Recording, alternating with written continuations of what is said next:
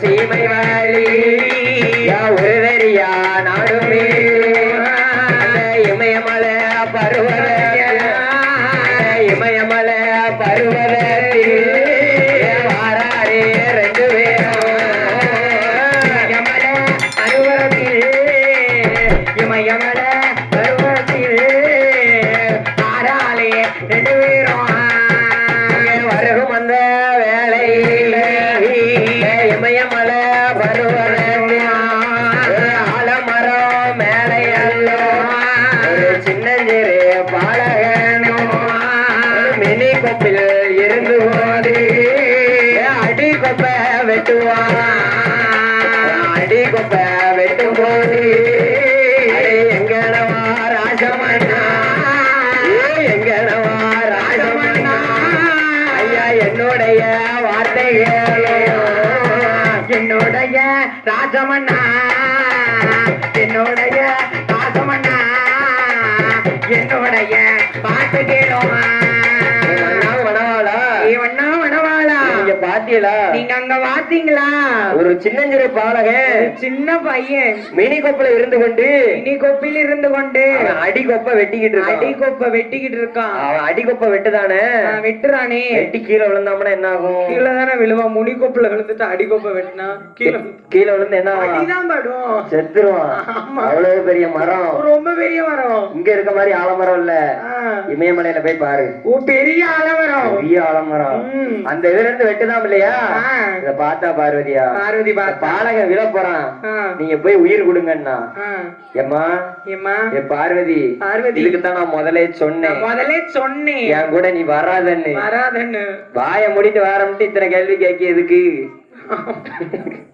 அதனால விழப்போற பாலகனுக்கு நீங்க தான் உயிரை கொடுக்கணும் ஒண்ணே ஒண்ணு சொல்லட்டா சொல்லுங்க அவன் அம்மான்னு சொன்னா நீ போய் உயிர் கொடு சரி அப்பான்னு சொன்னா நான் போய் உயிர் கொடுக்கேன் அதனால அப்படியே பாலகன் கட்டுன்னு வெட்டி கீழே வாரான் வெட்டி விழுந்தாமல விழும்போது என்ன தெரியுமா சொன்னா ஒண்ணு அம்மான்னு சொல்லிருக்கலாம் அப்பான்னு சொல்லிருக்கலாம் மாமேன்னு சொல்லிருக்கலாம் மச்சனு சொல்லிருக்கலாம் சித்தப்பான்னு சொல்லிருக்கலாம் சித்தின்னு சொல்லிருக்கலாம் பெரியம்மான்னு சொல்லிருக்கலாம் பெரியப்பான்னு சொல்லிருக்கலாம் யாரதான் சொன்னா எதையுமே சொல்லல செத்தேன்னு விழுந்தான் ஐயோ செத்தே போயிட்டான் பார்த்துட்டு அப்படியே கிளம்பி வராங்க எங்க வாரார்கள் தெரியுமா எங்க வாரார்கள்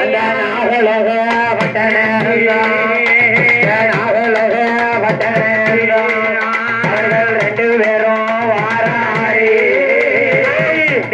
வாராரே ரெண்டு பேரும் வாராரே அந்த நாகலோக பட்டணத்தில்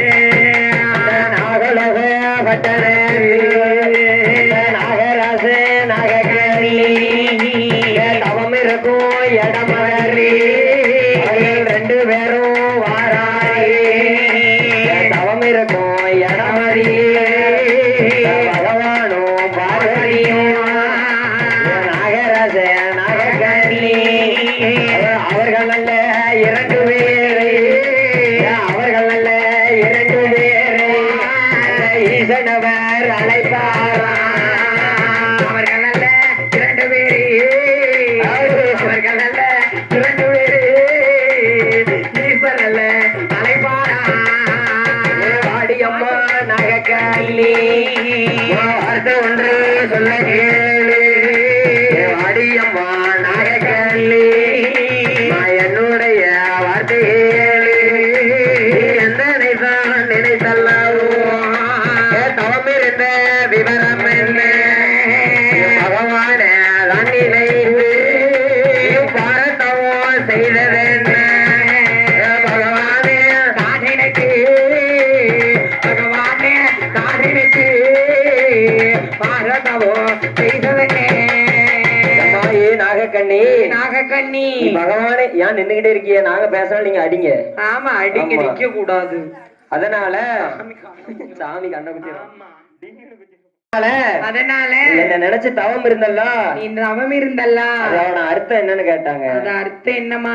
ஆண்டவா பகவானே, ஆண்டவா பகவானே, ரெண்டு பேரும் கல்யாணம் முடிச்சு எத்தனையோ வருஷம் ஆயிட்டு, எவ்வளவு வருஷங்கள் ஆகிவிடுது, குழந்தை ஒண்ணு இல்ல, குழந்தையே இல்ல. அதனாலதான் உங்களை நினைச்சு தவம் இருந்தோம்னா. என்ன நினைச்சா? ஆமா, அதனாலதான் நினைத்து நினைச்சு தவம் இருந்தேன். ஆமா, அர்த்தநாரிய நினைச்சு தவம். எனக்கு பிள்ளை வேணும் அப்படின்னு சொன்னால. அப்படியா? அப்படியா? உடனே சித்திரபுத்திரனாரை வரவழைத்து ரெண்டு பேருடைய ஏட்டு கணக்கை எடுத்து பார்க்கிறார்கள். பாவ கணக்குகளை பார்த்திருக்கிறார். ஆமா, பாவ கணக்கை எடுத்து பார்க்கும்போது, பாவ கணக்கு எடுத்து பார்க்கும்போது, நாலொரு செல்வத்திலே ஒரு மருத்துவ குல பெண்ணாக பிறந்து 8 மாத சூழிக்கு கருமருந்த கொடுத்து கருவ கழிச்சிருக்கா. அதனால இவளுக்கு பிள்ளை கிடையாது. பிள்ளை கிடையாது. ஆமா. ஐயோ, சரி, இவனோட கணக்குல கொஞ்சம் புண்ணியம் இருந்தா பிள்ளை கொடுக்கணும்னு இவன் கணக்கு எடுத்து பாக்காங்க. நாகராசன் கணக்கு. இவர் என்ன செய்தாரு தெரியுமா? என்ன செஞ்சாரு? ஒரு காலத்துல வன வேடவனாக பிறந்து, வேடவனாக, ஆமா, வேட்டையாடலாம் போவாங்க. நிறமாத்த சூழ் மான் இருக்குல்ல, சூழி மானு, அந்த மானை இந்த அம்பால எரிஞ்சு கொண்டுட்டாரு. அம்மா கையில அம்பால எரிஞ்சு கொண்டுட்டாரு. அதனால இவருக்கு நான் பிள்ளை கொடுக்க மாட்டேன், நானும் பிள்ளை கொடுக்க மாட்டேன் அப்படின்னு சொல்லி, ஆண்டவா எனக்கு பிள்ளை இல்லைன்னு சொல்றீங்களே, எப்படியாட்டு பிள்ளை வேணும், எனக்கு குழந்தை வேணும், எனக்கு குழந்தை கொடுக்கலன்னா நான் நாக்க பிடிங்கிடுவேன், நஞ்சரிசி தின்றுடுவேன், சாவுக்கு நீங்க தான் காரணம். எழுதி வச்சுட்டு செத்து போயிருவேன். அரளி விதையை அரைச்சு குடிச்சிட்டு இப்பவே உயிரை விட்டு இருந்தா குடிச்சிருக்கு. 16 பக்கம் எழுதி வச்சுட்டு தான் போவேன். ஆமா, உன்னாலதான் குழந்தை இல்லை. அதனால பகவானே, எனக்கு குழந்தை ஒண்ணு வேணும்னா, எனக்கு குழந்தை ஒன்று வேணும் இருந்தா பாரு. பார்வதி அவன் மூளை எங்கேயோ போகுது.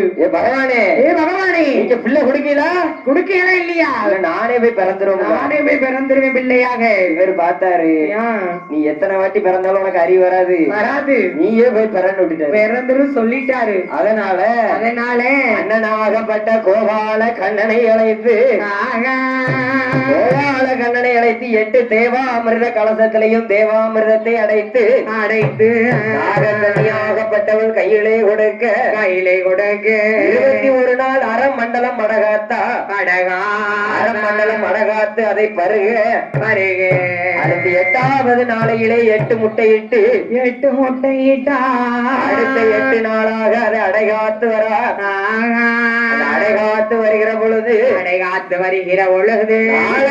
நாளில் நல்ல புதன்கிழமை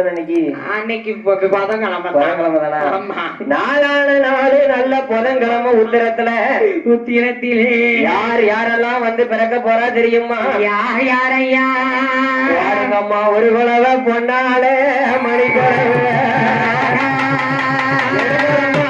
ஒரு குலவை யாரெல்லாம் பிறக்க போறா? கொலை கொடுங்க.